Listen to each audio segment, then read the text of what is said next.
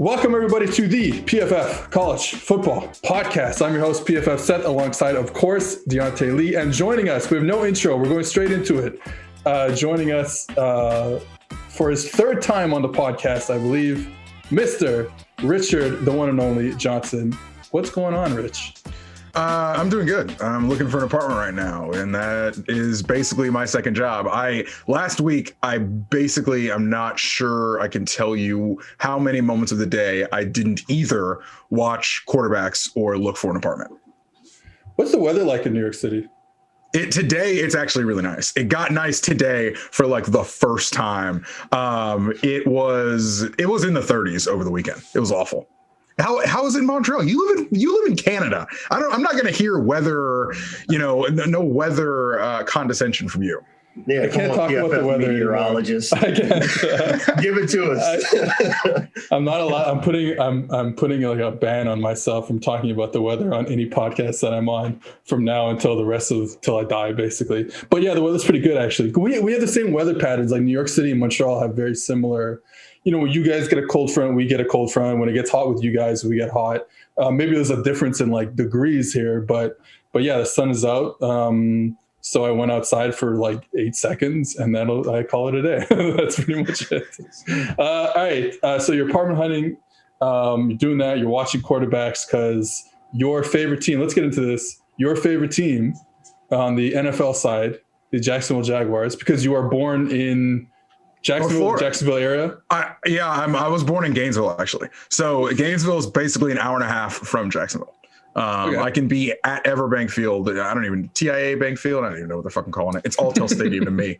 I could be at the stadium in an hour and a half. So your favorite team is about to draft a generational quarterback. How do you feel about that? I almost didn't want to be honest with you, if I only watched the rest of the quarterbacks so that I can A, sound smart in group chats with you guys, and B, because I was doing a podcast with our buddies Derek Klassen and Ben Solak about quarterbacks, and I needed to sound smart around them. I personally have no need to watch any quarterback. I have no need. I might not even turn it on until the second pick.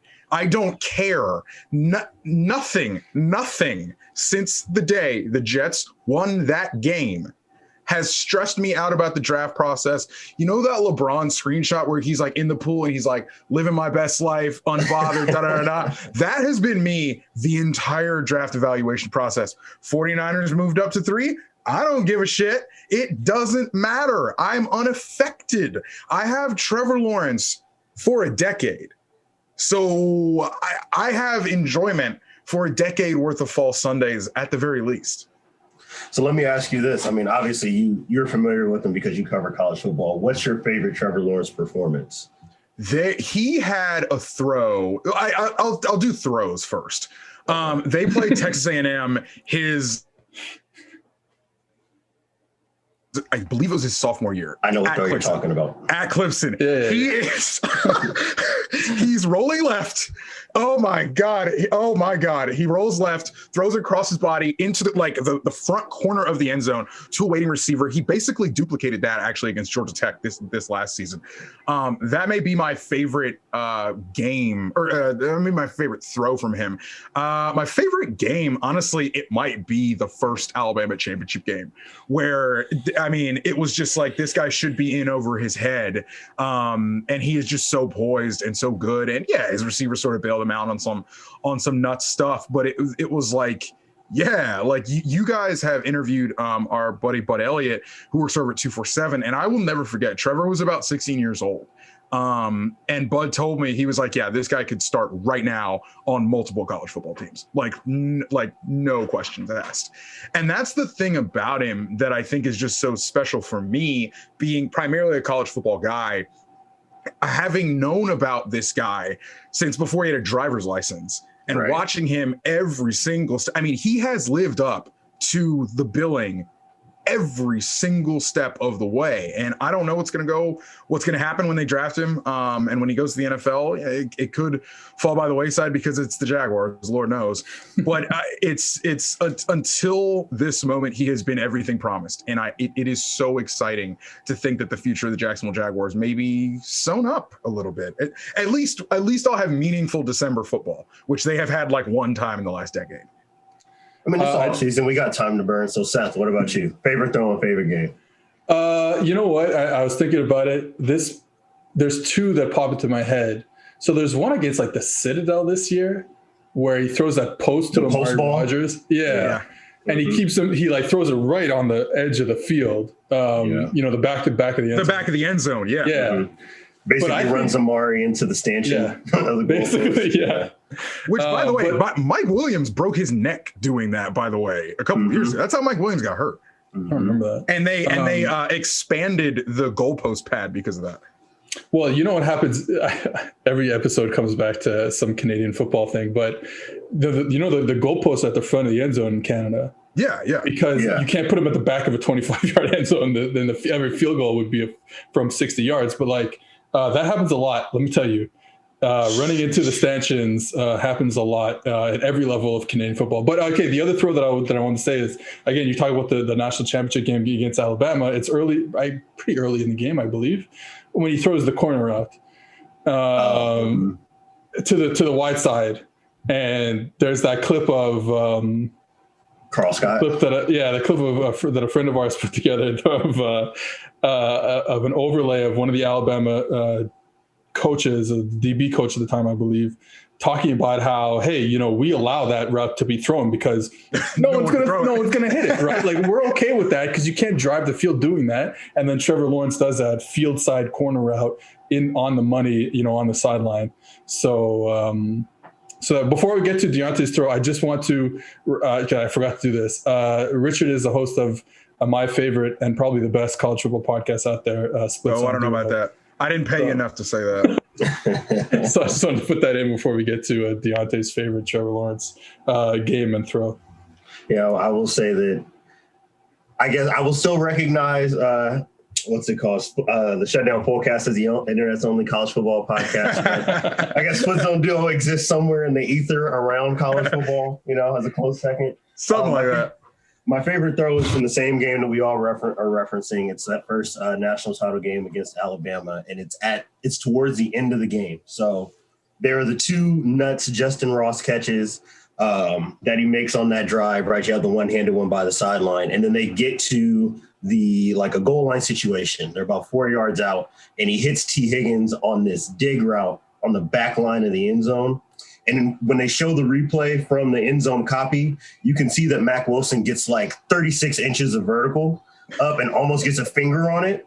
And T. Higgins catches it full extension and then gets lit up by Diante Thompson for a flag. But that was one of the throws I was like, okay, this arm strength thing is like serious. And that's when, he was a true freshman.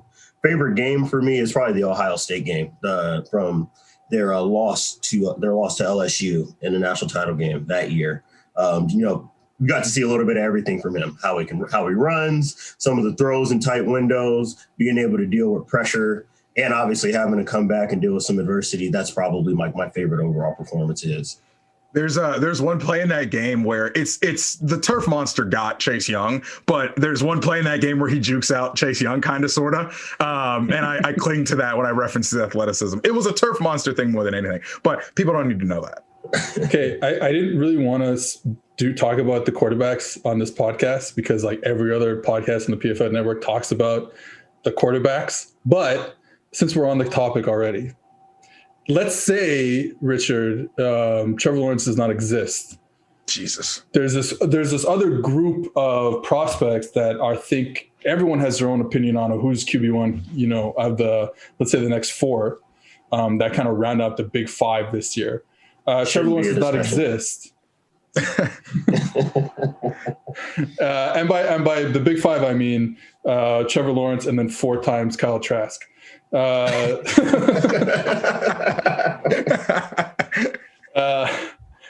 yeah, if Trevor Lawrence doesn't exist, who would you want the Jaguars to take at number 1?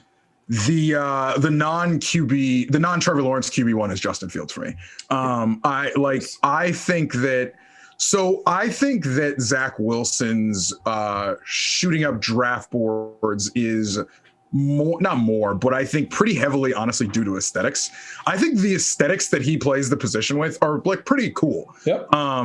Now, I think that is part of his fault, by the way. I'm like, hey, buddy, maybe stay in structure a little bit more on these plays and they wouldn't be sacks, or you wouldn't be throwing 50-yard bombs because you're staying within the structure of the play. You break structure at basically the first hint of pressure, and that's not necessarily a bad thing. Now, the flip side of that for Fields is that Fields stays in structure too long to his detriment, and then he takes a sack sometimes, or he ducks. Like the play that he got hurt on in the semifinal, when you run the 22 of that play, there is a wide open receiver on the right side of the field, like gesticulating with his arms that he's so wide open.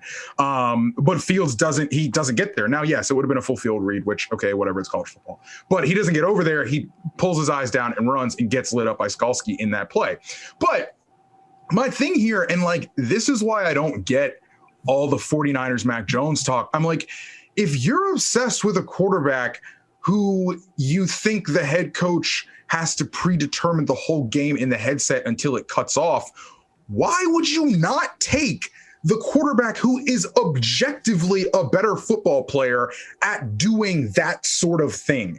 If you want to go get the guy who only locks on one read, air quotes, go get Justin Fields. He's just a much better quarterback. So I do not believe that the 49ers traded up to 3 to get Mac Jones. I won't have it. They're drafting Justin Fields. Unless the Jets do. And I guess that's a surprise because everybody thinks Zach Wilson's going to the Jets. Yeah, I mean, I think that, I think all three of us agree with what you just said. And I think, sorry, I just coughed there. And I think that the whole aesthetic with Zach Wilson is precisely why he's rocketed up these boards, because ain't played nobody. Like, ain't played nobody. If I click on an article and there's analysis of him against BYU or Western Kentucky, I X the tab out because none of that is real. It's 7 on. It's not real. Right. Cut on the Coastal game and look at like a modicum of a squished pocket. It's not even bad. No, and I think like, even the Coastal game, which he played well. I don't think he played awful. He played well in that game. But I mean, like the pockets, you had a tweet about this like a month ago or something, just like showing a still picture of him in these pockets that are gigantic. Because that offensive line was really dominant this year. They're going to have a guy in Brady Christensen that goes top 3 rounds probably. I mean, some people are even saying maybe a late first, something like that. Like, and he's just dominant, absolutely dominating all these non-edge rushers that they played against this year. And yeah, so I think the Wilson thing is just overblown. I just think people just like looking at that type of quarterback who's got some twitch to him, and twitch in a way that Justin Fields, who's probably a better athlete, doesn't have. And I think that skews our opinion because we see, I've talked about this a lot, but with Wilson, he has such a quick release that it plays an optical illusion on us in that, wow, look at how fast this ball is coming out. Look at how strong his arm is and stuff like that. Where with Wilson, it's a slower release, but you could argue it's a stronger arm. But when we watch it, we look at the two, and that quick release fools us into believing that you're throwing the ball further, faster, whatever, which I really don't think is the case. And then you even get into running ability. Fields is clearly a plus runner with the ball in his hands, but he looks like he's running slow because he's not. Look, he is fast twitch, but he's not your typical fast. He's not like Trey Lance in the same draft class, right? Mm-hmm. He's just running downhill, and then people are just not being able to catch him. But he's not like shaking people. He's not shifty like that. He's just running by people. So I think the athletic ability is there. Just like there's an optical illusion when you compare Fields to Wilson, where Wilson is getting the benefit of the doubt of that optical illusion. So for the New York Jets social media team, that's the clip you're going to use at the end of this season when Seth becomes the Zach Wilson guy and the Justin Herbert guy. Yeah, I gotta get my producer to chop that up right away. Oh God. All right, let's talk about college football. So one of the reasons we want to have you on the podcast, because we're friends, but also, we haven't really talked about some of the goings on in this offseason of college football, starting with the NCAA in court. So if you could give us if you could explain to us and the listeners what happened last week to the NCAA with NIL and stuff, we're five. Sure. Okay, so the NCAA is in court right now. They are not actually in court regarding name, image, and likeness. It's sort of that sort of runs concurrent to what they're actually in court about. What they are directly in court about is an antitrust exemption. Other leagues have an antitrust exemption. Major League Baseball has one. Basically, what the NCAA wants the antitrust exemption for is that so they can say, we put a cap on how much schools can offer athletes money, that sort of stuff. They want to take the antitrust exemption and use it for that. So now remember, when I say schools, that's important because all of these NIL laws are third parties paying players, right? It's all about local car dealership paying a player or local booster with a car wash paying players, those types of people. So they run sort of in parallel as we are on these train tracks that is moving towards at a greater increasing rate, athletes being compensated, which is going to happen. It's going to happen. I would ballpark it within the next 2 years. With all of these state laws being passed all over the country, this is one of the things that I actually agree with the NCAA when they say this. The NCAA cannot have college athletics operating in 50 different ways. Sorry about that. The NCAA cannot have college athletics operating in 50 different ways. I agree when they say that. That's unwieldy. It's semi-ridiculous. It would be impossible to curtail. It just can't happen. But I do think that the states need to keep pushing on these individual name, image, and likeness laws because it keeps the NCAA's feet to the fire on modernizing their own rules to allow name, image, and likeness. All of these laws will fall by the wayside when, and I use the word when, the NCAA enacts their own name, image, and likeness legislation within the NCAA bylaws, I should say, because NCAA rules are not laws, they are bylaws. So the NCAA basically wants to control how name, image, and likeness happens. One of the things that I know the NCAA wants is for a college golfer to not be able to give lessons. That's one of the things that they're hung up on. God knows why, but it is. So the NCAA wants to control how this is going. With the state laws being passed all over the place, that obviously changes the locus of control over this issue. And that is not even to say anything about the two federal laws that seem to be, or bills, I should say, that seem to be working their way through Congress. NIL is wild because it is I don't know what's more bipartisan. Maybe defense spending.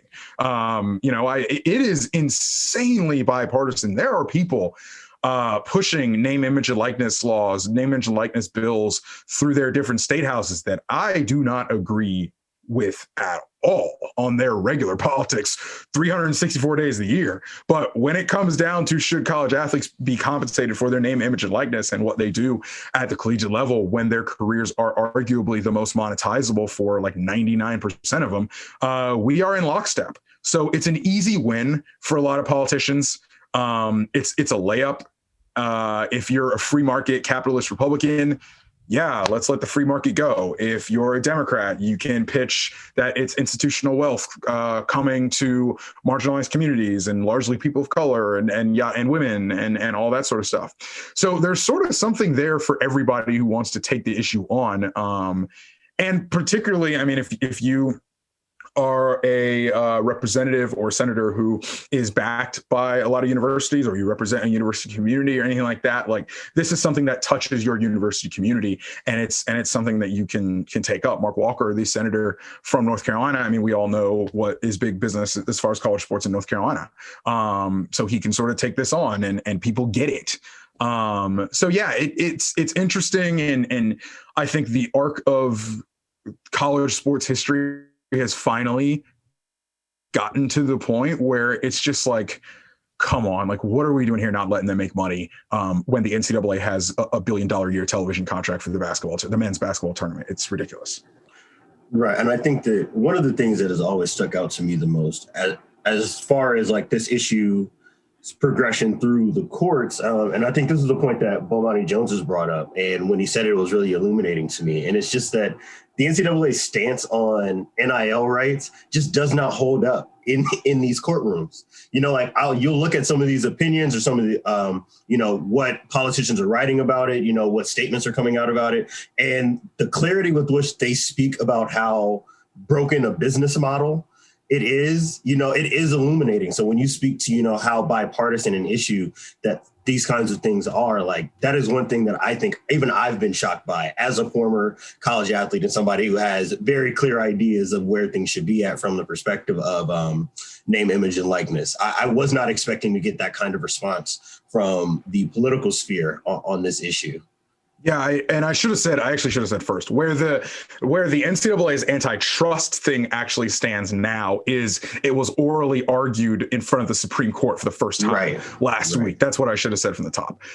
That's why it's in the news. That's why it's being talked about. This is a 2 to 3 year old case, I think. As far as sort of has it's been in the zeitgeist, it's longer than that, as sort of it's worked its way through the court system. This can be thought of basically as where the Ed O'Bannon case sort of like left off. Like the Ed O'Bannon case got full cost of attendance for college athletes, so they can be paid room board, but like rent and stuff like that by schools.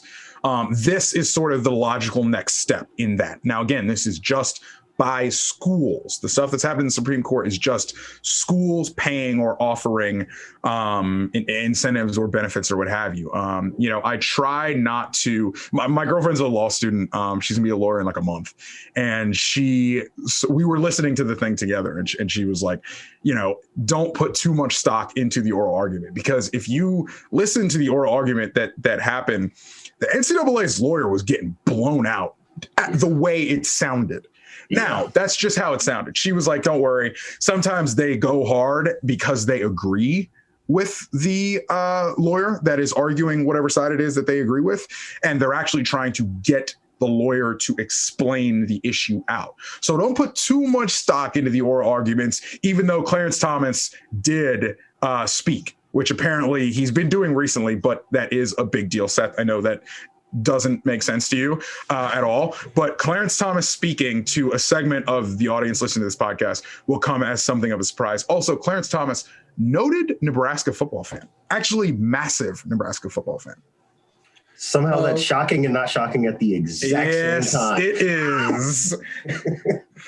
I don't appreciate you just assuming my knowledge of the U.S. Supreme Court. You're not wrong. I don't like you assuming it. One of the things that I hear as a pushback, and I think it's kind of a little phony, but I'm curious to hear like someone who understands it better than I do talk about it, is the pushback is like, oh, well, if this happens, then the rest of the sports are going to crumble and the women's sports are going to crumble because we can't pay everybody and now we have to pay them equal amounts of stuff. Is that true? Or what do you see happening to these other sports, not football, not men's basketball? So the reason why, first of all, that argument does not hold any water. That is also one of the biggest benefits for name, image, and likeness, NIL, by a third party. Remember, if we take payments out of the school's hands, then why would the school cry poor if they're not paying the athletes at all beyond scholarship, et cetera, et cetera? So the third party thing, I think, will be huge for some of the Olympic sports. I would like to see these Olympic sports be able to do things like give lessons and stuff like that. I would like, honestly, if you're a good looking male track athlete, why wouldn't you be able to be an IG model? Like, you should be able to monetize yourself like that. Like, stuff like that is what are the new frontiers that athletes will be able to do with name, image, and likeness. If you are a woman volleyball player and you sing really well, like, why not be able to actually get like deliver a Patreon for your songs, or maybe even you get a little recording deal for your songs, and you are able to monetize your name, image, and likeness when it is most monetizable. When you're a junior in college, that's the peak. When you graduate and you're not on the team anymore, and you don't have, you know, any backing, or you don't have the team's social media account to signal boost you or whatever, like, obviously your ability to benefit off that name, image, and likeness lessens, whether you're in college or when you're out of college, of course. That's just obvious. So now schools are ready for this, by the way. Schools are already starting to consult with like social media firms and all this kind of stuff that can monetize brands and all this type of stuff. The wheels are in motion. This is happening. This isn't 20 years ago when it was just sort of theoretical. This is going to happen, and it's going to happen pretty soon. So, yeah, I mean, I really can't stress this enough. And this is a point that I think I've made in casual conversations with people who maybe are not as plugged into this issue, who have like a very passing interest in this issue. Like, when we talk about what the market would be like for these athletes, you know, you always hear things like, well, you know, what if an Adidas wants to come in and try to undercut a Nike school by getting to a kid? And I'm like, no. You guys are not understanding. That's not really the thing that we're talking about here. That's not the way that the business would work out. However, if you are, say, a women's soccer player at like an ACC school and you have a high profile, you're well followed on social media, you should be able to monetize that by Fashion Nova reaching out to you and saying, hey, we have this line. Or makeup or whatever, or shoes. You have access to maybe one of our biggest markets with young people with disposable income who are very tapped into like the kind of influencer social media culture that exists. So not only is that an aspect of it for student athletes to be able to monetize their own name, image, and likeness, we are probably in maybe as healthy an ecosystem socially as there could be for student athletes to be able to take what they have, the power that they have with their stature as student athletes, and to be able to secure at least a little bit of money. It might not be generational wealth, but at least a little bit of money for themselves and their families with all these different opportunities and avenues to monetize themselves. Yeah, like it's like even if these college athletes are not going to be six-figure windfalls tomorrow, you know, I think all of us remember when we were in college, if someone said, here's $1,000 when we were sophomores. Dude, someone told me that now. Tell me where to sign. Tell me where to sign. Yeah, like, and now I do think that there will need to be for the athlete side, there's going to need to be some sort of clearinghouse element to these agreements. I think that probably will end up involving the schools, just so you make sure that athletes are not taken advantage of.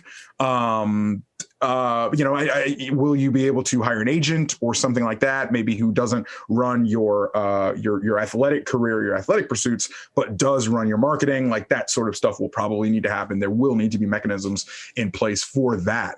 But those are things that we're going to have to figure out on the fly. You know, it will be unfortunate, but kids at some point in time are probably going to be exploited during this. It may happen. I think that's one of those things that's an unintended consequence of that. I don't think we should sit here and turn a blind eye to that possibility. But if you're going to sit here and tell me that the negatives outweigh the positives of name, image, and likeness and players getting compensated above room board tuition, it's just not ever going to be an argument for me that holds water. It's just not true. All right, let's turn our attention to the University of Kansas, who is looking for an athletic director and a head coach in the middle of spring practice, which doesn't seem very less than good. ideal. So they fire Les Miles because of issues that he had at LSU, and there's a lot of fallout from that outside of LSU as of this point, but not at LSU. So when you look at Kansas, what is going on there? Yeah, so we're in this position ostensibly because Kansas did not vet LSU, Les Miles, during his time at LSU, and because some of the things that Les Miles is alleged to have done at LSU did not come to light. There was a 2013 investigation into Les Miles' conduct at LSU. It revealed, among other things, that he was alleged to have taken a student and a woman student and kissed her in either his car or his condo. Les Miles used to have a condo right across the street from Tiger Stadium. And it brought up a lot of other things. It brought up even when he was at Oklahoma State, he was weirdly way too in to the recruiting hostess sort of apparatus. Diante, when you get recruited places hostesses, women who are contracted, they're volunteers with the football programs, they take you out and whatever, and that can be problematic, as you can expect some places. Right. And apparently Les Miles was sort of taking too much of an interest in scouting, for lack of a better term, women for that program. That was at Oklahoma State. At LSU, there was some of that stuff going on as well. This investigation brought up many more things. I encourage anybody to read the USA Today's reporting on this issue. It's really, really good. As far as Kansas is concerned, basically what got Kansas and got now former AD Jeff Long is that this stuff came out, right? It came out when it did, and it was Jeff Long, did you know about this? And Jeff Long was like, oh, no, but I vetted Les Miles really well, and this stuff didn't come up. So there's either two things at play here. Either you didn't vet him and you're lying about it, or you vetted him and your vetting sucked. And that also sort of is in an ecosystem of Les Miles having jammed this thing, Jeff Long having jammed this hire through sort of in 2018 to sort of get his guy in. So Kansas fired them both, in pretty short order, early in early March. And Kansas then went into the sort of twofold hire a coach and an athletic director at the same time. Now, to Kansas's credit, Kansas actually has done it the right way, which is hire the athletic director first.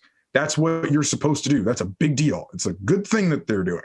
As far as I understood, it's now April 5th. Over the weekend, the search sort of kind of kicked up steam. It had kind of gotten stuck towards the end of March. It looked like Pat Chun, who's Washington State's AD, was going to be the guy, and then that fell through. And it's sort of down to a few people, including up through the weekend, Tulane's athletic director Troy Dannon, and an associate athletic director at Northwestern named Travis Goff. Those are two of the big players. There's also a guy who a lot of the boosters like, and his name is Banks Floodman. He played for Mark Mangino, and a lot of the boosters at Kansas he sort of has the inside track to the job because of that, because he raises a lot of money. So Kansas hired a search firm to help vet their candidates for the AD search, all this kind of stuff. Right now, it's sort of search firms surfaced candidates versus Kansas's own internal search committees, candidates, 2 or 3 on each side, elevate them to the Kansas chancellor and make the decision. That decision I am expecting in short order here, and Kansas can get to the business of hiring a football coach. Now, that is pretty hard given that it's April. Coaches often don't think twice about leaving their programs to take another job, but April is one of the times when they will think twice about leaving a job, particularly the Kansas job. Kansas has a pretty unique set of circumstances for why they're really, really bad. They have been in various versions of scholarship hell for a couple of years based on what Charlie Weiss did and didn't do. Basically, previous regimes have tried to come in, recruit a bunch of JUCO players, coach those guys up, and try to win. That is what Kansas State across the state, or down the road, I should say, actually did with Bill Snyder. But Bill Snyder is one of the best college football coaches pound for pound of all time. Charlie Weiss is not that. David Beatty is not that. God bless him. So Kansas, there are a few things at play here institutionally. One of the things has to do with the fact that, obviously, as we know, Kansas is a massive basketball school. So right now, Kansas is dealing with the NCAA FBI investigation that is still ongoing. They're going to fight that in the courts for years to come. So if you're an athletic director, you have to consider that. Also, and it may be a good thing, it may be a bad thing, they just gave Bill Self what amounts to a lifetime contract. So yeah, basketball may be taken care of, but let's say basketball slips in a couple of years because of the NCAA sanctions, or Bill Self doesn't take a liking to you as the new AD. That's not great. So in my opinion, the new Kansas AD should come in and say, I'm here to fix football. Basketball, do whatever you want. keep getting to Elite Eights and Final Fours. Nobody's going to care. Bill Self's the most important person in the state. I'm going to rebuild football. Kansas has a new football facility coming. There's a little bit of money in the banana stand there, but you still have the problems that exist there. You still have to have a coach there that is in for a fixer-upper. This is not a 2-year turnaround. This is, how long will it take Kansas to have back-to-back winning seasons? 5 years, 6 years? I mean, it's not an easy job. So we'll see what happens. There's always a Willie Fritz who's Tulane's head coach and loves himself a fixer-upper. He's bouncing around, guys, and has some experience in the state back in the day. He's a guy who I think would be a really good get for Kansas, and it would probably be Willie's last job. I don't think Kansas is cut out for hot shot coordinator coming in trying to get to the next level in 3 or 4 years, because I don't think that's possible at Kansas. For Kansas to have a 10 and 11 win season, something has to be wrong in the Big 12. And, those are sort of the facts of the matter. So what is maxing out Kansas? Can you do a bowl a couple of years in a row? Yeah. Would Kansas fans probably be pretty psyched by back-to-back 7-win seasons? Yeah. So structure a schedule where you can win some games, pip somebody in the Big 12 a couple times, and get this thing to a bowl game, and people will be pretty happy. But that's going to take a little bit. Yeah, the timeline there is tough. I do think the one thing that is really kind of struck and stood out to me was Joe Oliva's role around 2013 when this story first broke. Because I remember around that time, that story kind of being reported on, and then it kind of got stamped out. It sort of went away. Yeah, it got stamped out and disappeared a little bit. And then, that was one of LSU's better seasons towards the end of Les Miles' run. They have an argument that aside from some of their close losses and being dominated by Alabama, they have a claim to saying that they were probably the second best team in the SEC maybe at that point in time. If you go back and look at that roster, that's the Jarvis Landry, Odell Beckham, Zach Mettenberger team. So when I look back now at the way that maybe the money at LSU responded to Oliva saying that we could fire him for cause, I was like, Yes, I left that out. Yeah, I can make two and two are making 4 here, as far as the response to what those allegations were at that time. Yeah, Joe Oliva is literally on the record saying we could fire him for cause because of this stuff, and they decided not to, and then they bring him back and he goes 2-2, and you fire him in October, whenever it was that year. The fallout from this is also greater than Kansas. I mean, F. King Alexander, who was president of LSU at the time, then went to Oregon State, has now been fired at Oregon State. So it's pretty wide-ranging sort of fallout from this. The one thing is we will see what happens to Ed Orgeron as well, because Ed Orgeron is not blameless in this whole deal. Again, there is tremendous reporting on this in the USA Today that can summarize this way better than I can, because I'm kind of coming off the top of the dome here. But something is rotten in Denmark over there in Baton Rouge. And part of this stems from the initial issue that Title IX infrastructures at all basically college athletics programs are just tragically underfunded. And when they are tragically underfunded, things like this can happen where legitimately bad stuff falls by the wayside. Why didn't anybody catch it? Well, there's only like 3 people working there versus how many GAs does Edo have? How many QAs does Edo have? How many guys? He doesn't interview them. You mean he didn't use that big binder full of all that great information when he interviewed? It's like how many guys can tell me what side of the field or what hash of the field we were on 2nd and 8 in the third quarter against McNeese State. But right. How many people can investigate legitimate Title IX claims of impropriety when it comes down to it? Yeah. There you go. That's the moral of the story. I mean, that's not just an LSU thing. That is a moral of that is just college sports in general, and why these things continue to pop up at these high profile places. Because when you have small compliance departments and you have small Title IX departments, and there are places with a lot of money, all of a sudden the people with money start poking around and say, "Hey, you don't really want that answer, do you? Or maybe we should start looking in another direction. Are you sure you can trust this testimony, et cetera, et cetera?" We see it on television, 15 years, 20 years down the line, there's always some documentary coming out about, some explosive story that we got reporting on for a couple months, disappeared, and then it turned out to be some big bombshell. So that is definitely something I'm keeping my eye on as far as LSU is concerned. You mentioned some coaching candidates there. Is there anyone? I'm asking both of you guys. Is there anyone who you would like? You mentioned Willie Fritz. Willie Fritz is a cool guy, but is there anyone that you personally would just like to see there at Kansas? Honestly, Fritz. I think it would be really, really cool for Fritz to get a Power 5 job. I mean, if you want to talk about a coach's coach, Willie Fritz is a coach's coach. If you can get Tulane to back-to-back bowl games, you would think that Tulane's in New Orleans, it's really easy to win here. Nah. That is not the case. What Willie has been able to do at Tulane is a pretty big deal. And it's why, as sort of fixer-upper, I think he'd be really interesting. I thought he would have been interesting for an Arkansas or something like that. I would like to see, and I think if I'm Kansas, the cheapest way to go about it is to play out the string on the interim coach and see what you have. It's cheaper, and you're going to be less embarrassed if you play out the string, fire him in December because it didn't go well, or do it now and then go rudderless and try to hire a guy on April 15th who may turn you down, not because he doesn't want the job actually, but because it's April 15th.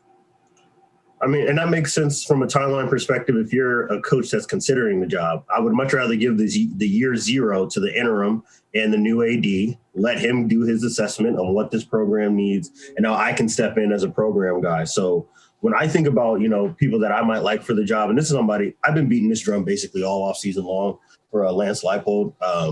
If you just look at the way that he builds programs, where he is from and the success he finds beyond just what he does scheme-wise, which I enjoy, it's pretty clear that you can drop him just about anywhere in the country. And if you allow him to build, he'll give you something. It might not be Wisconsin Whitewater where we're winning national championships or playing for national championships every year, but he clearly has a great idea of how to build a program. I don't know if he'd be interested in going from Buffalo to Kansas. I would say you're on the right track. Okay. All right. Well, then I will save my own commentary on that then. Okay, we're going to get back into the coaching carousel in a bit. But there were some questions I want to ask you guys, starting with a tweet I saw from a friend of ours, Coach Vass, Chris Vassar, talking about whether we're ever going to see another dominant corner in the NFL, in college, whatever. And then, asking if receivers and the passing offense, even at college football, even in high school, has gone just too good. You know what I mean? It's too easy to find completions out there, even against really good corners. And Diante, you responded on Twitter saying, it's going to be tough, but one of the things that needs to happen is that wide receiver bodies need to come to the defensive side of the football because passing is too easy. So this is something that I think I've definitely thought of a lot of, just coaching, the lower levels of football, because the issue is probably, I think this is a theory that some people have, I don't know if it holds any water, but I think the issue is at the young age, if you're tall, if you're fast, they put you a receiver. They tell you to go catch the football. And then, so you get that type of development. And then the smaller kids who might develop later and might become good players, but they don't get the development from an early age. And so we just put all the better bodies at receiver, and then it plays out, 5, 10, 8, years down the line, when we get to this higher levels of college football and the NFL, where, hey, the big bodies are on the offensive side of the football. I mean, think of like Richard Sherman, who I'm told does a podcast with Chris Collinsworth. Think of Richard Sherman, right? Who played receiver in college, right?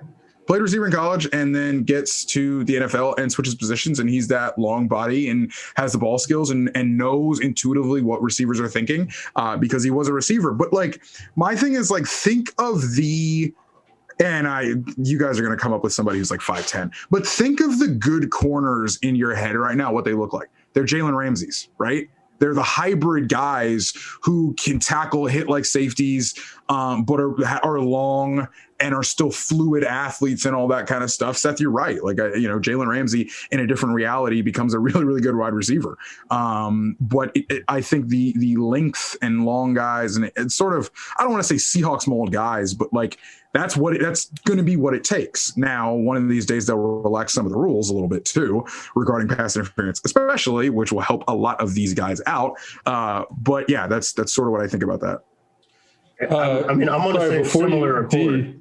Before you say anything, breaking news. I know this is NFL. The Jets are trading quarterback Sam Darnold to the Carolina Panthers. For a 6th round pick and a 6th round pick this year and a 2nd and 4th in 2022. Thoughts and reactions right off the bat here. All right. Sam Darnold becoming Carolina Panther. That's a good haul. Last week it was reported, right, that they were looking for like a 1st round pick, which means they were actually probably going to get a 2nd round pick because they were definitely testing the waters. But 2nd round pick for Sam Darnold, I think sounds good. Maybe I'm a Sam Darnold apologist. I don't think he's that broken. Diante, I know he's your guy. He's your USC guy. I didn't think he was the best quarterback in the world that year, but obviously get the job done. And I've seen him in New York, obviously, given that I live here and watched a lot more Jets football last year than I wanted to for draft reasons. But no, I think Sam could be successful. And I get why it didn't work in New York, but all right, guess he's gone now. I'm fascinated to see what Rule thinks of him. What does that really mean for the timeline for Carolina? He didn't play at Temple, so I'm surprised that he's playing. Right. I mean, that's really what I'm most fascinated about. And I mean, I'm still, maybe this is just me because I understand that all the reporting says, that Zach Wilson is the Jets guy, but I'm still fascinated with what they do at 2. They are going to have their pick of all non-Trevor Lawrence quarterbacks. So, they're obviously not going to trade down from here. Otherwise, they probably wouldn't have moved Darnold at this point in time anyhow. So with that in mind, I do really want to see if it's going to be Wilson and, what it means for both franchises. I mean, it's not the biggest draft haul in the world, but I wasn't under the impression that Carolina needed to find a quarterback right now. I don't know if that roster was ready to go quarterback hunting anyhow. So I'm interested to see, what that means for both of these franchises. The Jets have 10 picks in this year's draft and 11 picks in next year's draft per Dan Graziano on Twitter, which is bananas. Yeah. Tear down soon come. Yes.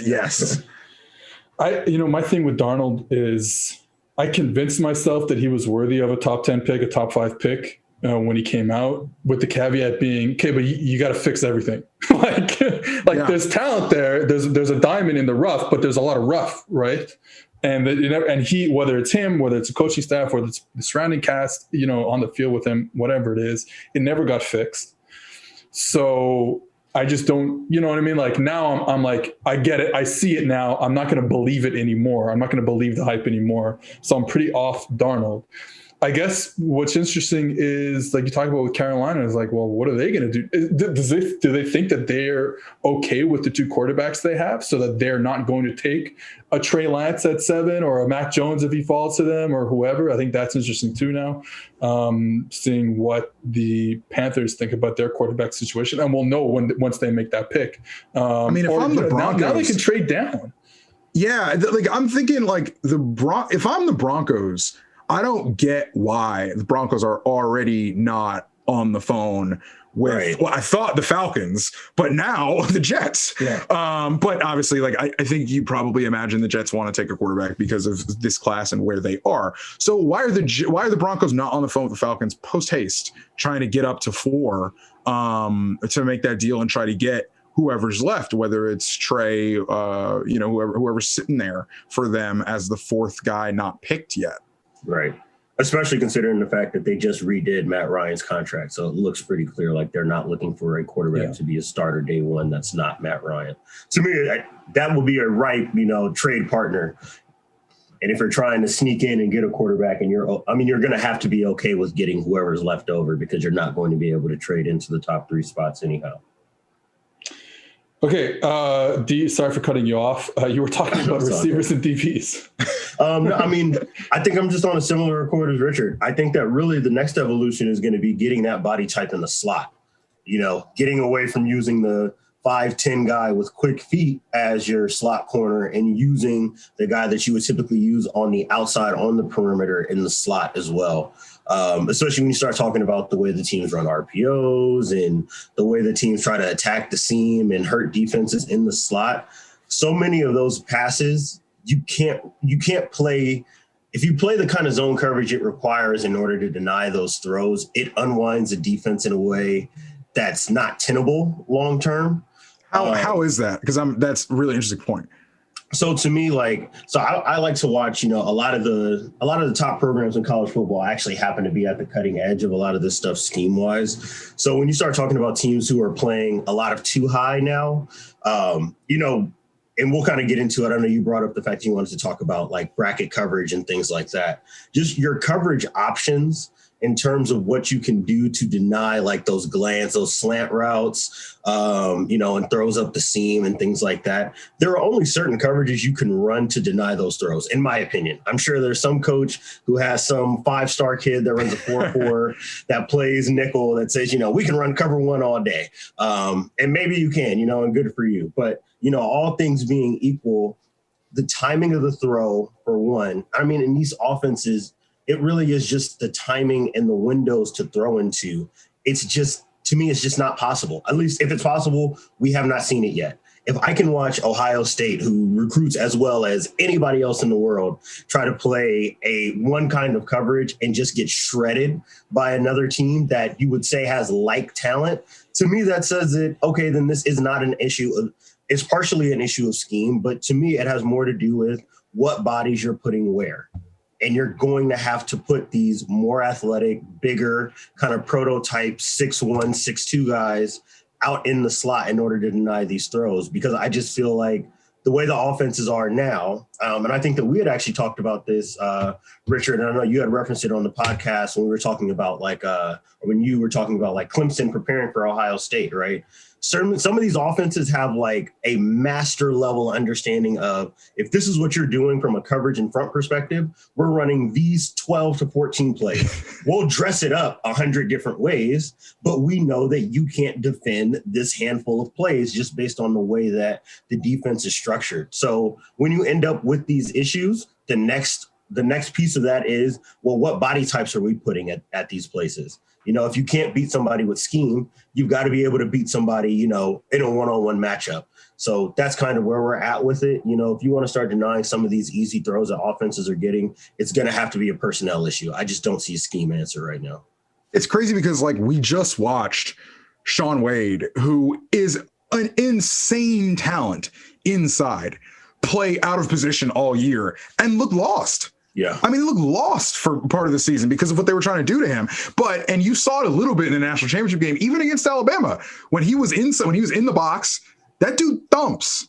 So it's like, it's what does it take if a guy like Shaun Wade can't hang on the outside? What does it take to defend offenses in 2021, 2022 and on to the future? Yeah, so you brought up a point about like the too high coverages and stuff. And one of the coverage discussions that we wanted to have on the podcast was about certain too high coverages, but specifically all the coverages that you get when you play the nickel or the Sam linebacker, or in kind of more broader terms, what we would call the overhang player outside of the slot. So I think that when you draw up a play on a football whiteboard or in the sand or whatever, you're going to put that, if you have a slot formation, you're going to put that nickel just out of habit inside. Because that certainly just makes the most sense. That's how we've understood football for many, many years. It helps in the run game, to tell you the truth. Because now that slot, if you want to block him, you got to block him inside out, and that's a hard block. So if the running back wants to bounce the ball out, well, I'm sitting there and you can't block me because I'm inside of you. You're gonna block me from behind. That's a penalty. But now what we're seeing so much more of is that player being in zone coverage, that player being outside shade of the slot. It's in an effort to eliminate certain routes. Obviously, you can eliminate out routes, but it does change how you're going to fit against the run. Now, all of a sudden, the safety's got to be more of a box player or a run fit player. So I was curious because it's something that it's been happening maybe the past 10, 15 years in college football, and especially the past 5 years in college football. But now, every time I turn on an NFL game, we saw with the Rams with their college football type of defense, but I mean, so many teams are getting into these type of looks as well when they're playing too high zone coverage. So I was curious, your thoughts on that, why we've gotten to this point, where do you see it playing out, and so on and so forth. So to me, the simple answer is, and it's not too different, it's not too dissimilar for why you would play them inside. It's if you have a certain package of coverages that you like to run, it disguises well. So if you're a cover 3 team and you're actually like carrying receivers up the seam, you do want the guy outside leverage because you have a safety in the middle of the field, right? So you can funnel him to your help, right? You also have those underneath droppers that are your inside linebackers who are going to be dropping into like hook to curls as your inside help as well, right? So it just makes sense structurally. You want bodies in places where there's not overlap in zones.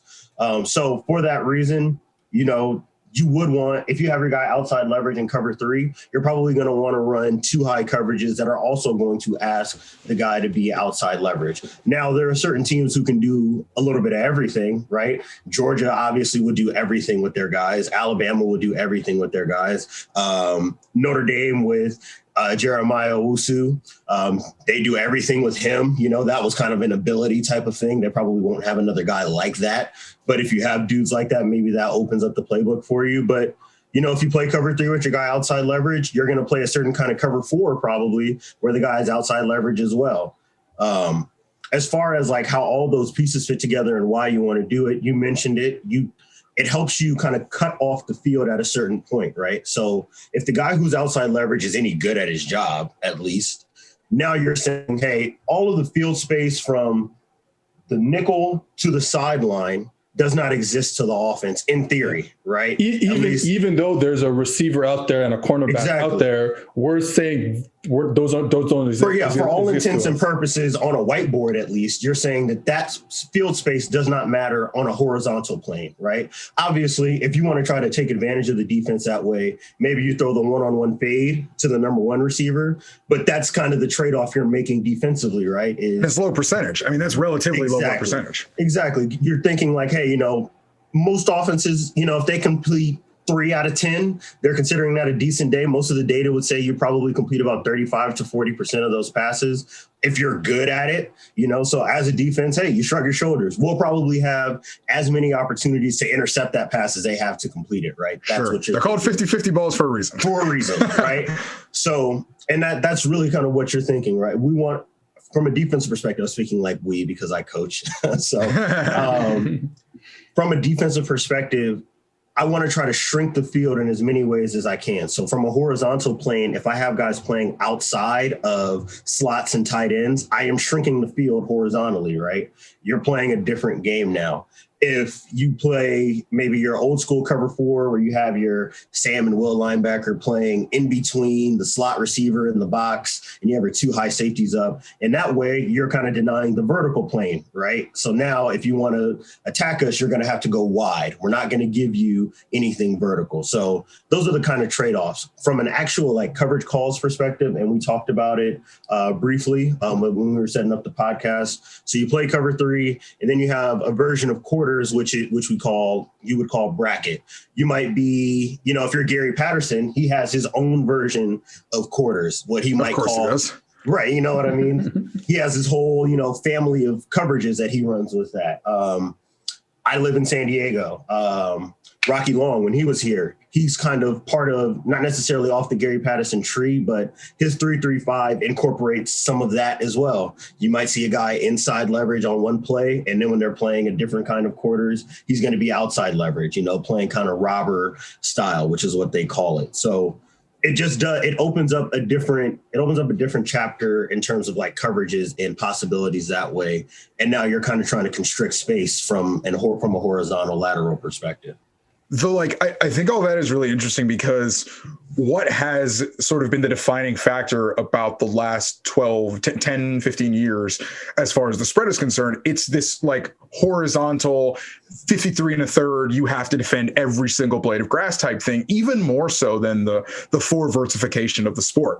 And so a defense that just denies you horizontal space, I think conceptually, that is very interesting. And then I think you combine that with what Seth has talked about. I've heard him say this a bunch of times, which is basically NFL teams finally being okay with you running for 4 yards. Yes.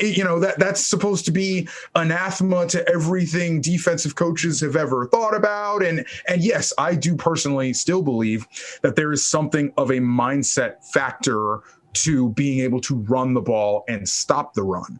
That is hard to quantify, if not impossible.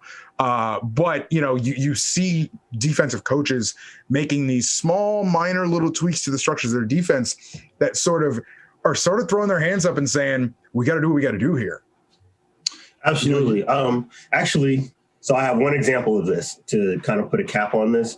2013, or I believe it was 2013 or 2014, the year Ole Miss went to the Peach Bowl. They beat Alabama, and if you go back and watch, Alabama played defense in a way where it was like, we just have better dudes. We're going to count on having better dudes, right? And Ole Miss, that's at the peak of, as, one of your guests on the podcast will tell you, that was at the peak of when Ole Miss was Ole Missing.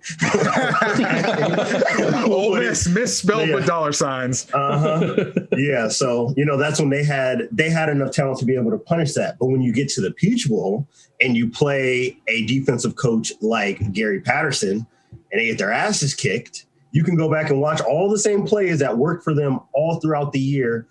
But the way that, and that goes back to the outside leverage nickel and things like that, and playing more too high and being able to stop the run out of too high. His defense is designed for that in a very particular way.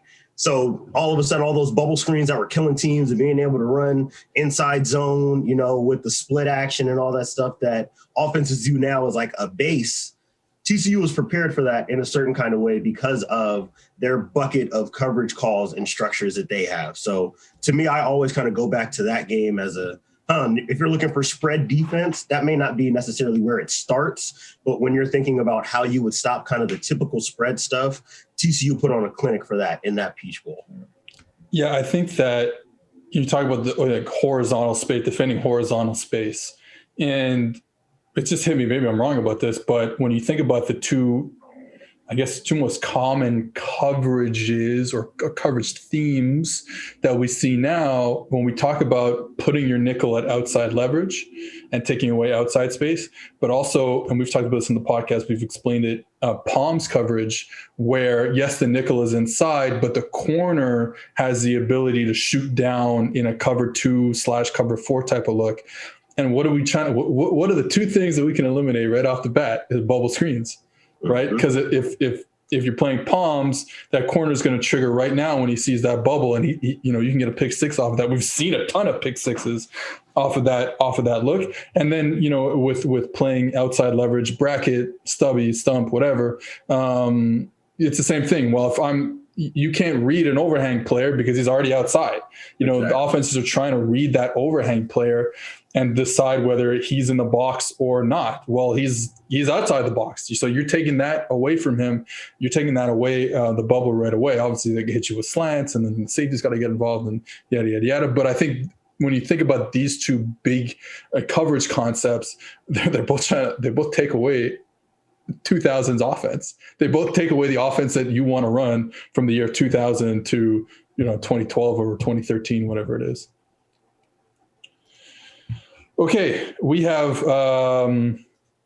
By the way, while we were talking, it looks like the Carolina Panthers are going to exercise the 5th-year option for Sam Darnold, which I guess makes sense because you can't trade for him and not keep him on contract, right? Yeah. Why pay him more than you would have to?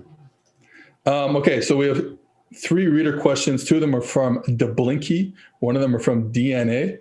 From DeBlinky, if college football had one and done, which freshman in recent memory would you think could have declared right away? Derek Stingley. That's pretty easy for me. Damn, that's a good question. It is a good question. That is a good question. I mean, for Stingley, if you guys, while you guys think about one, for Stingley, it was the fact that, LSU was preparing for the Fiesta Bowl to play against UCF at the end of the 2018 season. And Stingley was already on campus. So it's like December 2018, I guess, already on campus, meaning he should have been in high school. And I remember myself when I was in high school and I could not go onto a college football campus and basically be the best cornerback on the field. So when I hear that, and then you see what he did 2019, his true freshman season, clearly he might not even needed to have played college football at all to be a player in the NFL. Yeah, that's tough. I'm trying to think. I almost think, to an extent, Jameis Winston. Now, it would have been that's a good one. It would have been his redshirt year, so whatever. Yeah. But yeah, as far as one and done, Jameis Winston, like I will really and truly never forget the first game against Pitt. It was on Labor Day night. It was on a Monday night, and I think the ball hit the ground twice. I remember that game. He was absolutely insane that night. And he was insane the whole season, but he was crazy that night. Okay, I don't want to be like a super draftnik right now, but I'm thinking like physically, like I remember the first time I saw Chase Young on the field because he was next to the Bosa kids. And I remember looking at him and being like, okay, that's going to be the dude. Like, obviously the Bosa guys can play, but this guy's 6'5" and like 240 pounds, and he's like 18 years old. You could kind of see like that one was obvious to me. Trevor Lawrence to me was somebody I think who could have been one and done. That's a pretty obvious one as well. That's tough. I wonder. Stingley's on my list too. Yeah, Stingley for sure. What if we take the context of 2020 football, 2021 football, modern football, and we look at Vince Young? Like if he comes out now, if he's a quarterback now, is he able? I don't know if he ever would have figured out the passing game, but you look at him for one season at Texas. Is he a guy who could come out and just be a one and done type of player in this football? If you're getting 2005 version, Vince Young? I don't know if there was a freshman, to tell you the truth. I probably not. The year before he was really good because that's the year they went to the Rose Bowl. Yeah, Michigan. And won that game. Great game. Or what, did they beat Michigan or they lose Michigan? Yeah, I remember it was a great game. game. Beat them. But yeah, like I with all like you quarterbacks, I think are the guys that you can do this with in that sort of revisionist way, Seth, because now the league is just so much more relatively ready for what they can do and want to do. So like I definitely see that. I would say that Patrick Peterson might be another one that I might have could have gone because I remember him being great from the moment that he stepped on LSU's campus as well. Vince Young had 3,000 rushing yards and 6,000 passing yards in his career. Video game. That's stupid. Trust me, you don't have to tell me about Vince Young. Well, you know what, though? I think one of my favorite plays in college football history is against, I believe, Oklahoma State. And he's like 10 yards down the field. and he gives a pump fake. And he's like so far past the line of scrimmage. And the Oklahoma State DB jumps as high as anyone I've ever seen jump in my life. And Vince Young just scoots by him for like a 80-yard touchdown or something like that. That for me is one of the best plays I've ever seen in my life. You know what's funny? You go back. I went back a few years ago and watched the Texas USC game, and like that should be like yearly rewatching if you're into college football. But required viewing. I disagree.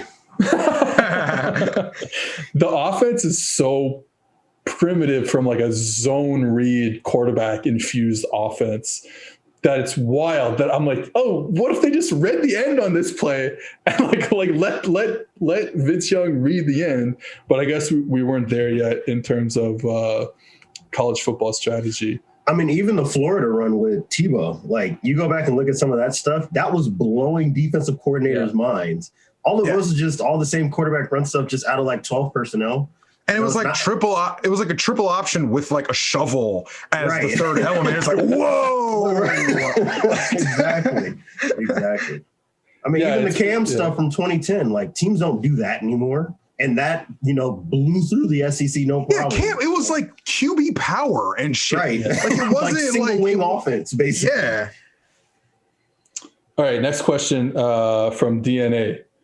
Who will be the QB this year that skyrockets in value? This was another good question. I'm not going to like the answer to this question because I think it is going to be his boy if they are worth anything.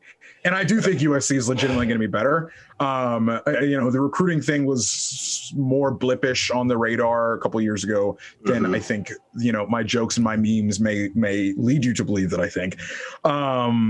I think Keaton Slovis with if they make a run, like a Rose Bowl run, and he plays well, I think Keaton Slovis shoots up draft boards.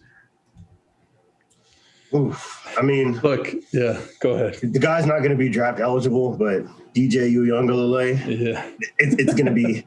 If you're looking for the next one, just honestly, it's one of those guys where all you have to do is see him on television. You won't even have to see him throw. The guy looks like a Tongan and Cam Newton. Yeah, he's a big fella. Yeah. He's also, huge, I think another guy is JT Daniels. I'll say now, I know my guy. Yeah. I know that the wide receiver room has been decimated in the last, I think, 2 weeks. But I legitimately still think that they're going to be really good, which may or may not be just a long concern troll for them to lose to Florida again in the cocktail party. You be the judge. So a couple guys that I've been watching the quarterbacks because we're putting together our college football preview magazine. So a couple guys that are a little under the radar, I would say, is Washington's Dylan Morris had a really interesting season. He might be draft eligible. A guy who I know is not going to be draft eligible and actually has kind of a quarterback competition budding this year with transfer Jarrett Guarantano is Jaden Delora from Wazoo. He is just like the most fun player you'll ever see playing college football, and that's what I like about him. But I think the guy is going to be your boy, Emory Jones at Florida. He looks like we're talking about 25 throws over the past couple of years. But every time he gets on the field, you're like, oh, watch the Auburn game. His freshman year, he came in. That's the game. Trask got like rung up with like a concussion or concussion-like stuff for like a couple drives, and Emory came in and like actually piloted the ship a little bit. Like that offense is going to look. That offense is going to look a lot different this year, and I'm really excited to see it. But don't sleep on your boy Anthony Richardson, who is a backup quarterback who hasn't gotten a lot of burn, but is actually from Gainesville. And as a person who's from Gainesville, I got to put on for my 3-5-2 boys. So watch Ant Richardson. Well, my last sleeper pick would be Jaden Daniels at Arizona State. Right. Okay. That would be my last sleeper pick. I think with Florida, that offense is going to look more like a Nick Mullins. It's going to look more like a Dan Mullen offense. Yes. Than you've seen over the past 2 years with Kyle Trask. Such a different quarterback he's going to get. And Emory is when I watched the All-22 compared to just remembering him on the broadcast, watching the game on Saturday afternoon, he's big, man. He's not. For some reason in my head, he was like a small dude, wiry, little jitterbug type of guy. But no, he's a big dude. Can make every single throw, can run, can do all that stuff. So that I would be really excited if I was a Florida fan with him. Really, I think another guy I liked, Sam Hartman from Wake Forest, had a really good season playing in a really tough offense with not great offensive lineup. They had a good receiver there in Surratt, but there was not a lot of things helping him, and I thought he still had a good year. So that could be a guy who's really interesting. Carson Strong, air raid in Nevada is interesting too. Brendan Armstrong, have you guys watched Virginia anytime? I have not watched much of Virginia's offense. Here's a guy who made all the right throws, who threw the ball pretty accurately, who has one of the worst throwing motions I've ever seen. And it pains me to watch, but I always appreciate guys who are like that because it takes me, it forces me to sit down and be like, because I'm a quarterback guy. I've taught technique so much, and everything has to be perfect. And then you watch this, and it's like, oh yeah, whatever, it's all good. Who cares? Who cares about quarterback? Also, I don't know if this is a skyrocket in value, because I think his value is pretty fucking high right now. But after Spencer Rattler wins the Heisman next year, the world will know his name. Yep. Yeah, I don't think right now he's the first pick in the next year's draft. I mean, for me, I don't think it's a question right now. This is from DeBlinky as well. Why don't colleges run offenses that may better prepare their players for the NFL? On a similar note, besides having just a bajillion 4- and 5-star recruits, what is it about Bama's wide receivers that make them look so pro ready? Seems like every Bama receiver that comes out is a highly polished route runner. It is not college football's job to get players ready for the NFL. That is not college football's job. These coaches got way too much stuff to worry about to keep their own jobs than to get somebody ready to go out earn them at the NFL level. That's just not how it works. As far as the Bama wide receiver thing, it's fascinating to me because when Nick Saban hangs it up, the brilliance in Nick Saban's career beyond the defensive masterminding will be 6 or 7 years ago saying the game is going this way, and I can either try to keep doing what I'm doing and still do it better than everybody else, or I can flip the whole thing on its head and do that better than everybody else. And that's what he decided to do 6 or 7 years ago when he brought Lane Kiffin in. And this is the end result of that. Obviously, Julio is incredible. But it's not like they were Julio, Amari Cooper, it's not like they were churning out as many at this rate back sort of in the 1.0 era of Alabama. But Nick decided that he wanted to take the program in a different direction, and to be able to take that cruise ship and do that and not miss a beat.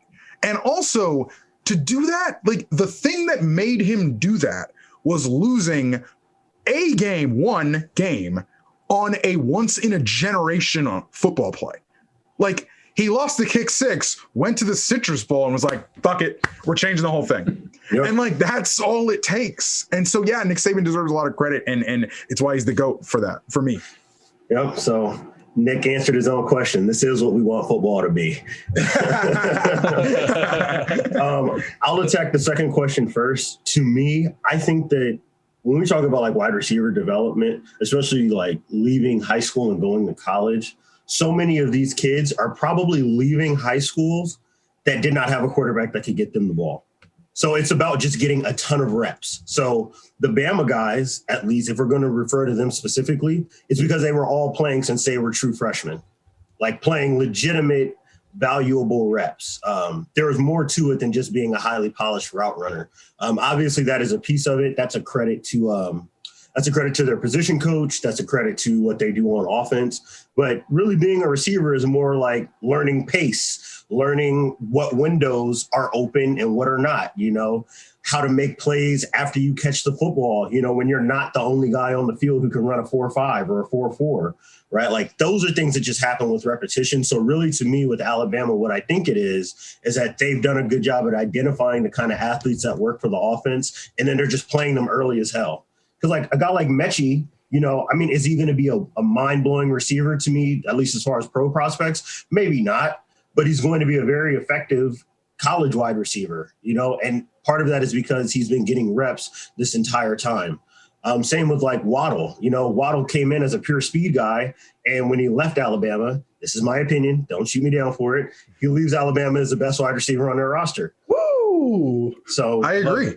I think he's better than Devontae Smith. That's where I'm at with it, and that's a development over reps. You come in as just a 4-3 guy, and then you get reps and learn what it's like to play a receiver against tight coverage, against different coverage cells, running these different routes, So that's really what it is. And you guys touched on it at first, colleges are not responsible for preparing anybody to run Kyle Shanahan's or Andy Reid's offense. That's not what their jobs are, for one. And for two, I think on its face, I disagree with it. I don't think that colleges are doing a poor job of preparing players for the NFL. If you're an NFL caliber player, you look like an NFL caliber player. You can probably count on, one or two hands the amount of times you saw somebody who was bad in college and turned out to be good. And the reason was because of the offense or the defense that they were in. See, and to me, that's more personal development than anything that happened at Wyoming. Sure. I think where this question would probably, I'm not speaking for DeBlinky, but where it comes from is probably with quarterbacks. Especially we heard recently, I think someone was talking about Jarrett Stidham going from the Baylor offense to the Auburn offense, and him not knowing anything at the NFL level and stuff like that. So I do think it probably comes from the quarterback stuff. So and the next question about the receivers. So I might be biased about this with regards to my LSU fandom, but I don't know if this is just an Alabama thing where they're developing receivers specifically at a better rate. And I think we're going to start seeing receivers come out of LSU, for example, because they get the same type of receiver, right? But now, like D said, they've opened it up. So Alabama opened it up 5-6 years ago. LSU opened up 2 years ago. And now all these receivers are coming out. And you're going to get a guy like, Terrace Marshall was the Z who caught, who was like the fourth, most used or fifth most used receiver in the 2019 season. Well, he's just as good as everyone else. And you saw it in 2020 when he was the lead dog and making plays. And I think you're going to see that happen. Anyone who wants to open it up. Georgia wants to open it up. Those receivers are going to come out and be talented and be the NFL receivers too. Whoever wants to open it up and go make and go spread it out a bit. I think that's what we're going to see going forward with whatever schools are the schools that get all the 4- and 5-star receivers. Okay. Yeah, it's like Jarvis Landry and Odell Beckham were on the same football team. Yeah, they just didn't do anything. They just didn't really do anything in that offense. Right. Yeah. All right. We got to get out of here. We've taken too much of everyone's time now. Mr. Johnson, where can the people find you? The main hub is at RJ Wrights on Twitter. That's where you get all the takes, everything. But my main hub besides that is the podcast Split Zone Duo and our Patreon attached to it, which is patreon.com/SZD. We go weekly on the free feed, and there's plenty of fun content coming on the Patreon. We just launched it a week ago to pretty rave reviews. So we're rolling through that. So those are the couple places you can find me for sure. Maybe back on the SEC network this fall, hopefully, and freelancing in all kinds of different places, and then I'll pop up in some fun surprise places every now and then. All right, there you go. That was the PFF College Football Podcast with myself, Diante Lee, and Richard Johnson of Split Zone Duo. You can go and subscribe and become a patron of Split Zone Duo, like I am. If you go on Patreon and find Split Zone Duo, you can do it that way. Or you can probably go through Richard Johnson's Twitter or Alex Kirshner's Twitter and find it that way. Thank you for listening. See you guys next week.